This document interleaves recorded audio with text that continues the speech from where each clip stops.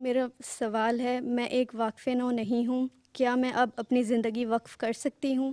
اور جماعت کی خدمت کیسے کر سکتی ہوں شادی شدہ ہوتے ہوئے؟ اور خلافت کی آنکھوں کی ٹھنڈک کیسے بن سکتی ہوں؟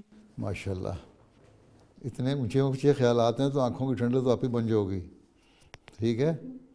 جب وقف نو اسکیم نہیں تھی تو کیا عورتیں جماعت کی خدمت نہیں کرتی تھیں؟ کیا مرد جو تھے وہ وقف کر کے جماعت میں نہیں آتے تھے؟ میں نے جب وقف کیا کون سی وقف نو اسکیم تھی؟ ٹھیک ہے.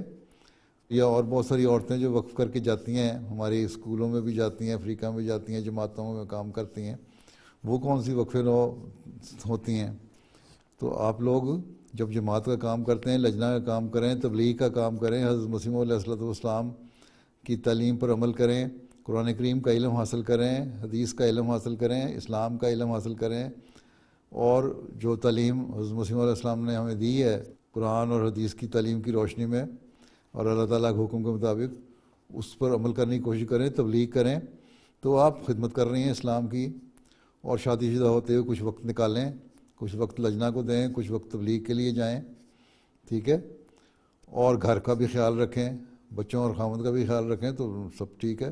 اور جب یہ چیزیں پتہ لگتی ہیں خلیفہ وقت کو تو اس کو خوشی کا اظہار ہوتا ہے، وہ آپ کے لیے دعا بھی کرتا ہے، اور وہی اسی چیز کو آنکھوں کی ٹھنڈک کہتے ہیں.